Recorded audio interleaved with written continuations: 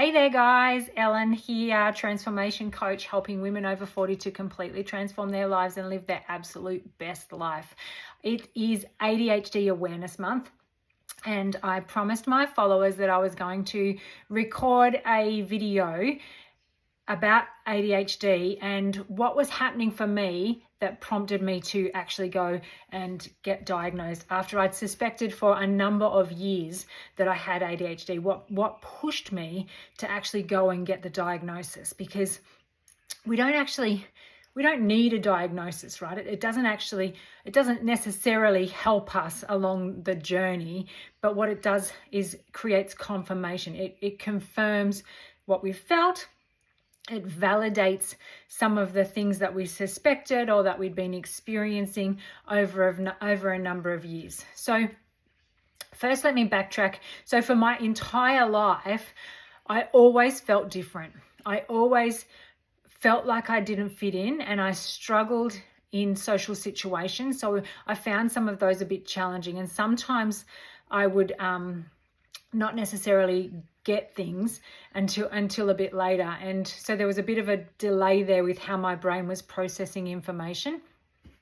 And one of the biggest things for me was I was a daydreamer at school and in other situations. So I would just daydream and be off in my own little world with my own thoughts, just looking out the window, thinking about other things, not concentrating in class.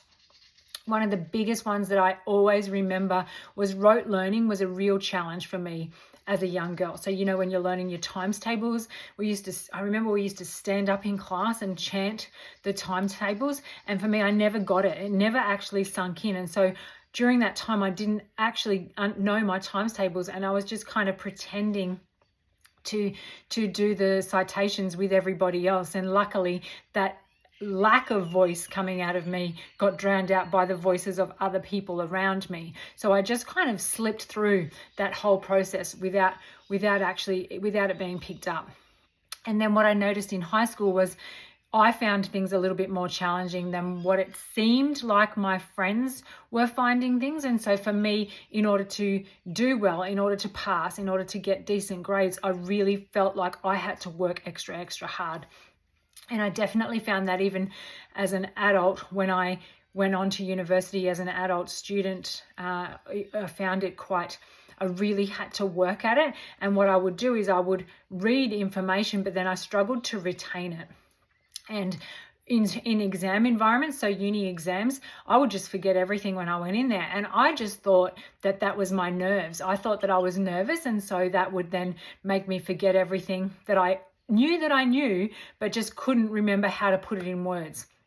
Maybe you've experienced a situation where you're reading a book and then you've got to read the page 4 or 5 times before you actually remember what it said, because you can read it and nothing actually computes.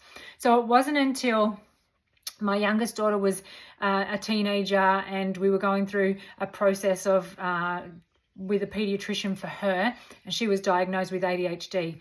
And what I discovered was that as I was answering questionnaires for her, I had to often remind myself that this was not about me, that this was not a questionnaire about me and what happens for me. It was about my daughter.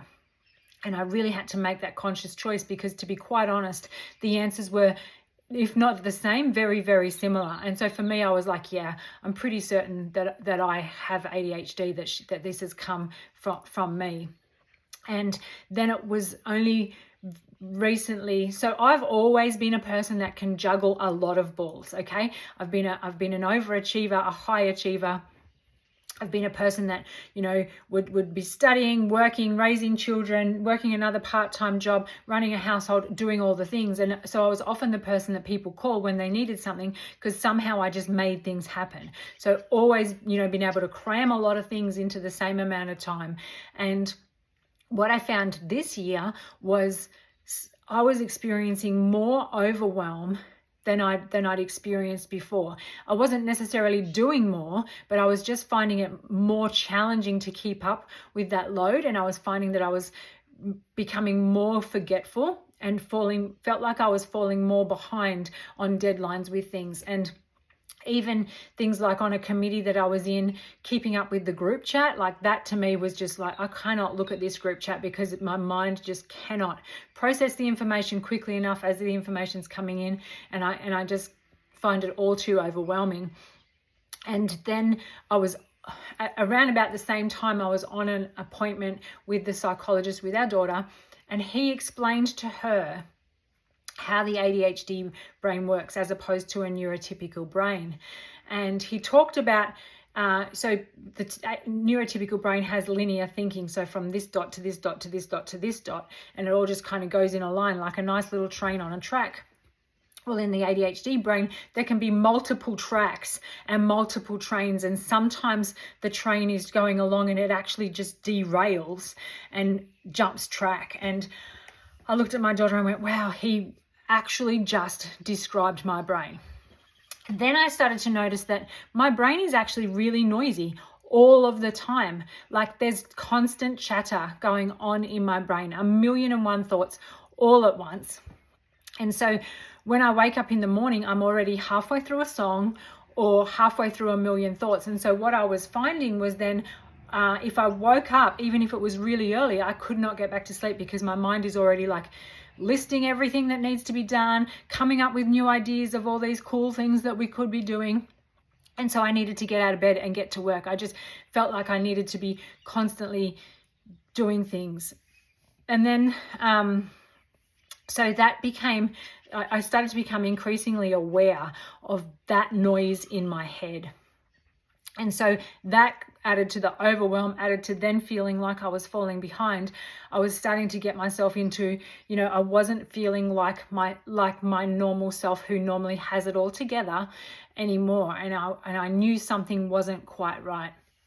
And so that's when I booked in to get the assessment. And for me, it was really just so that I could understand what was happening with me, because people go, oh, you don't need a label, or we're always chasing labels. Well, for me, a label is care instructions. Okay. So no different to if you had a cashmere sweater, you want the care instructions on the cashmere sweater so that you know how to look after that so that you can keep it in its best shape, condition, make it last, okay? And it's the same with human beings. Those labels are just care instructions so that we know how to take care of ourselves best so that we can get the best out of ourselves.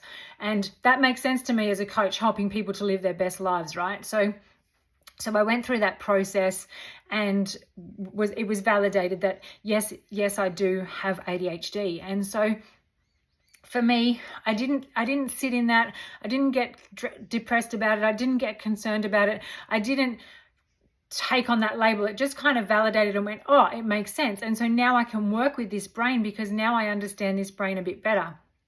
Some things that I've learned since then have really helped me to transform the way that I'm working so that I can maximize my brain power and my capacity in a day, because I want to maintain the life that we've created, and I want to be able to still continue to show up in the way that I used to show up. And so I've discovered some things which makes sense as to why so many women over 40 are being diagnosed with ADHD, and I'll actually do another video on that specifically so that people can watch that as well. And what I will do is talk to the things that I've actually implemented that are helping me. So for me, it's not that I believe that it's a gift, that my brain works differently to other people's because I'm gifted in different ways to other people. I think we each have gifts and we each bring something different to the table.